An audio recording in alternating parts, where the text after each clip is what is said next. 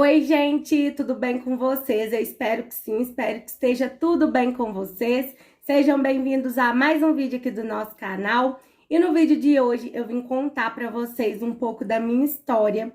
Esse vídeo já foi gravado, né, aqui no canal. Foi o primeiro vídeo que eu gravei para vocês há uns 2 anos atrás. Foi o primeiro vídeo aqui do canal. Porém, gente, eu não gravei o vídeo direito, né? Eu gravei o vídeo na vertical. O áudio não ficou muito bom, porque o celular que eu tinha antes, ele era muito ruim mesmo. Era horrível o celular que eu tinha antes.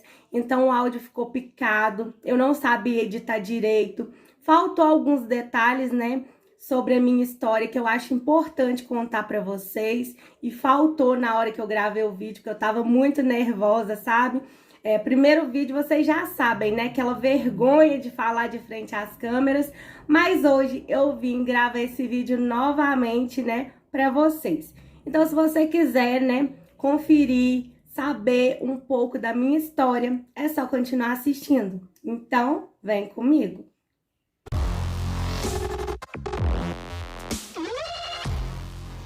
Eu classifico essa parte da minha vida, gente, como a pior fase da minha vida, porque foi uma época que eu fiquei muito doente, né? Eu não conseguia andar, eu fiquei por 3 meses internada. Então, assim, eu sofri bastante, tanto com a doença, tanto com os tratamentos, né? Porque tratamento para lúpus, né? Porque eu sou portadora de lúpus eritematoso sistêmico. São medicamentos, assim, que são agressivos, sabe? São medicamentos fortes que fazem você passar mal, que fazem ter reações fortes no seu corpo, sabe? Porque o lúpus eritematoso sistêmico é uma doença que o seu próprio corpo ataca ele mesmo. Então você tem que tomar medicações que impeçam o seu próprio corpo, né, de se autodestruir. E mais ou menos há uns 18 anos atrás foi quando eu descobri que eu tinha lúpus eritematoso sistêmico, né? Eu tinha mais ou menos entre 10 e 11 anos de idade. Hoje eu tenho 28 anos de idade e na época eu tinha mais ou menos entre 10 para 11 anos de idade. E tudo começou, gente, em uma bela manhã que eu acordei, né? Eu dormi normal, como eu estou aqui, perfeita, não tinha nada. E quando eu acordei, dormi, né? E quando eu acordei com um coágulo nas minhas costas, né?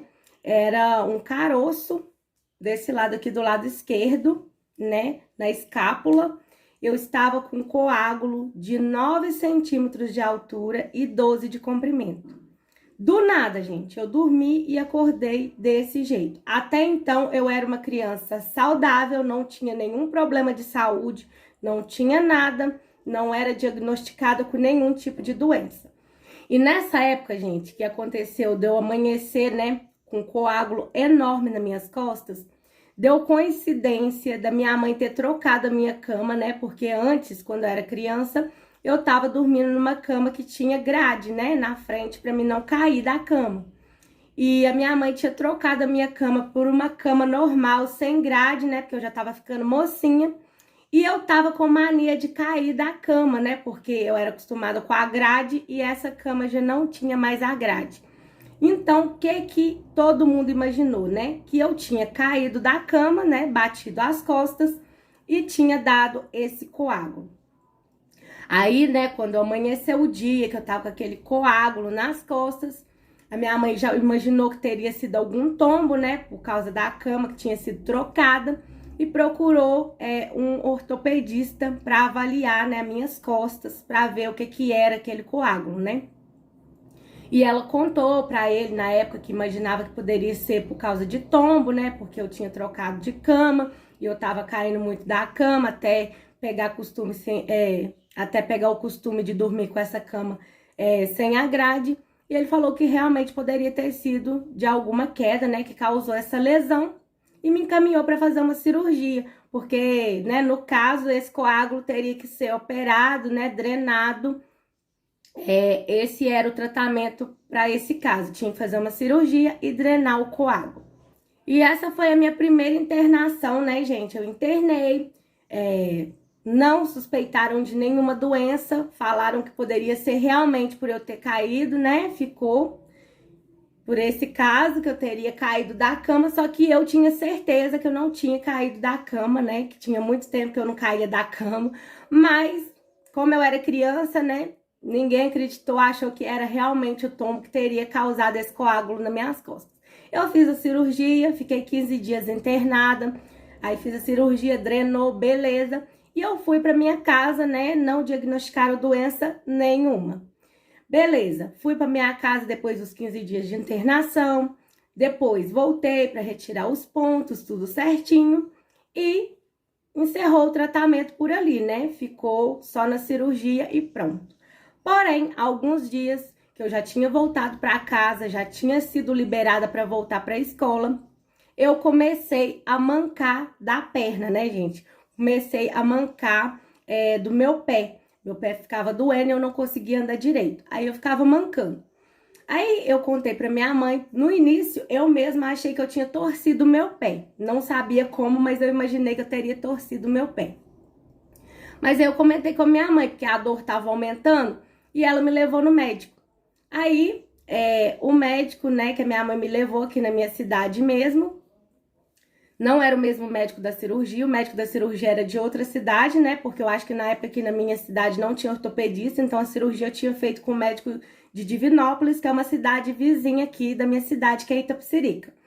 E quando eu comecei a mancar do pé, minha mãe me levou aqui em Itapecerica mesmo, em um clínico geral.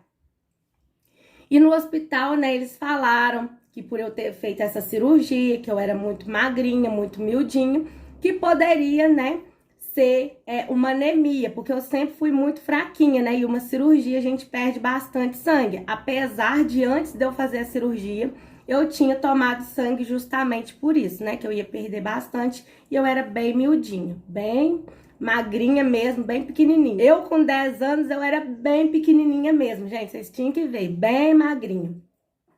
Então, eu tinha tomado sangue, mas mesmo assim eu tava com anemia, que anemia podia ter causado aquelas dores, né, que eu tava sentindo.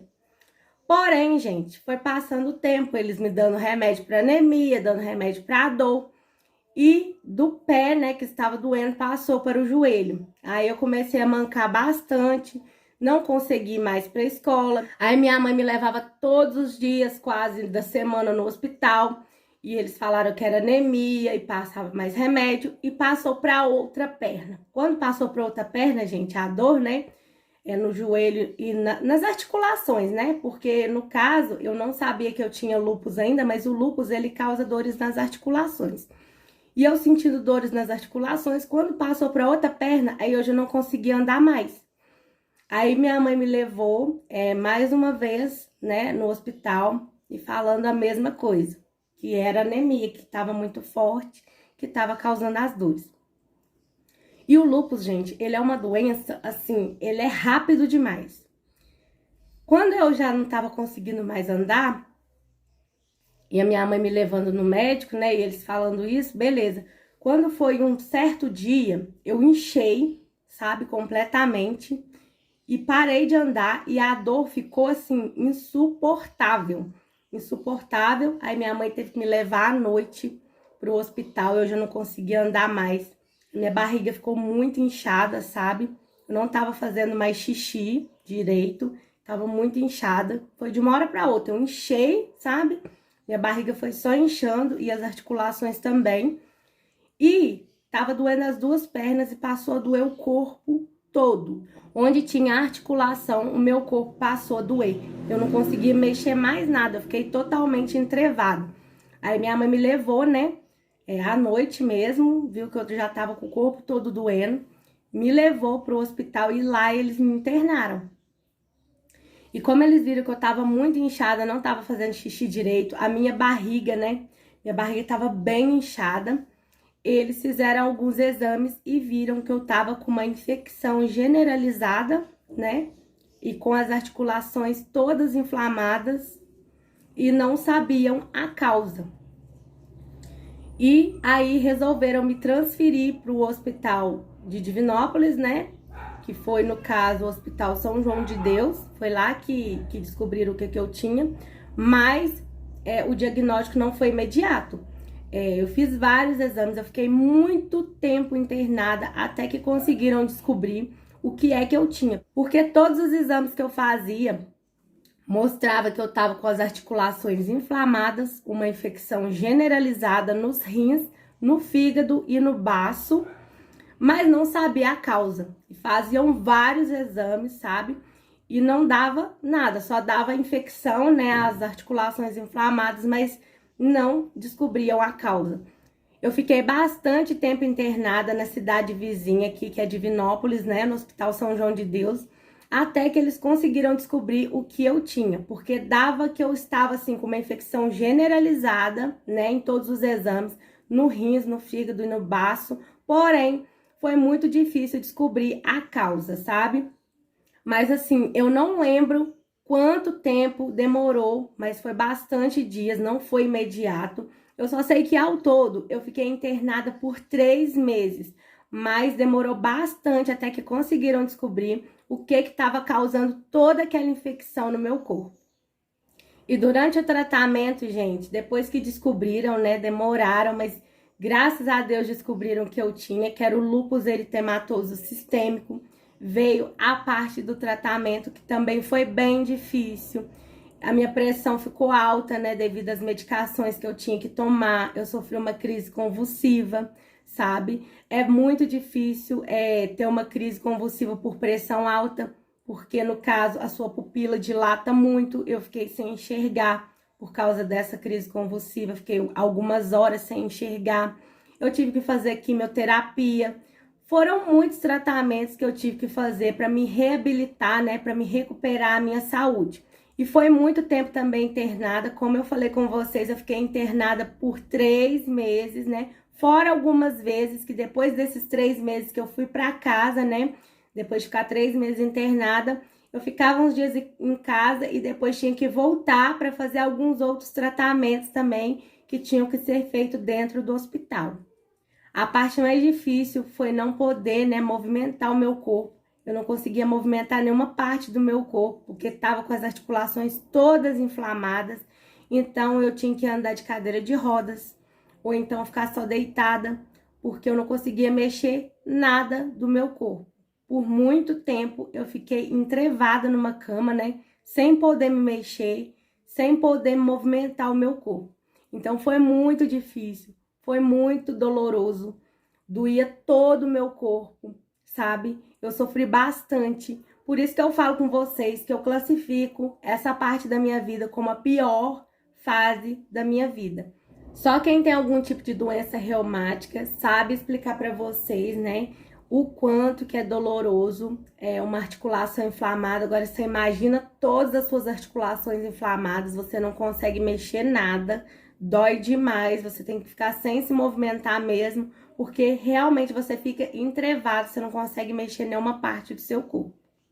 Depois da minha recuperação, né, gente, dessa fase de internações, eu tive que continuar a fazer o tratamento e faço o tratamento até hoje, porque o lúpus eritematoso sistêmico é uma doença que ela não tem cura, ela só tem tratamento, né? Eu faço tratamento até hoje e vou ter que fazer pelo resto da vida, porque ele é assim, essa doença, né? O lúpus. Você tem o controle da doença, ela entra em remissão, mas às vezes eu tenho algumas crises, né? Eu tenho que tomar imunossupressores, eu tenho que tomar corticoides.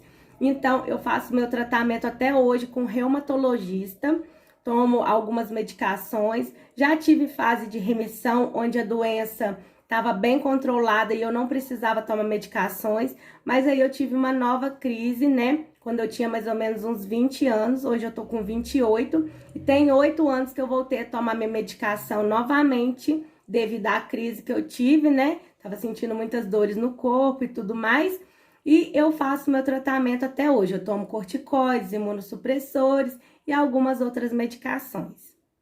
E lembrando, gente, que o lúpus eritematoso sistêmico não é uma doença contagiosa, ele é uma doença autoimune. E hoje em dia, gente, eu tento levar uma vida praticamente normal, né? Não é 100% normal, porque eu tenho que tomar minhas medicações, né? Eu tenho que fazer tratamento com o reumatologista. Eu não posso tomar sol, porque os raios ultravioletas ativam a doença, né? Eu não consigo fazer muitos movimentos repetitivos, porque eu sinto dores nas minhas articulações. Mas assim, eu consigo fazer as minhas coisas normalmente, consigo trabalhar, né? Consigo fazer muitas coisas, cuidar da minha casa. Eu fazia academia, agora devido à pandemia que eu parei, né? Porque por causa da aglomeração e tudo mais, mas eu fazia academia, eu fazia dança. Então consigo fazer muitas coisas, né, na medida do meu possível, mas eu levo uma vida normal. Assim, tem coisas que a gente tem que evitar, né, por causa das medicações. Eu não posso tomar bebida alcoólica, mas eu também não gosto, né, gente? Então, não me agrega em nada bebida alcoólica. Nunca gostei, então não me acrescenta em nada. O sol também, não sinto falta de ficar tomando sol, né? Ficar exposta lá, tipo, pega marquinha, eu não consigo, que eu não posso, né?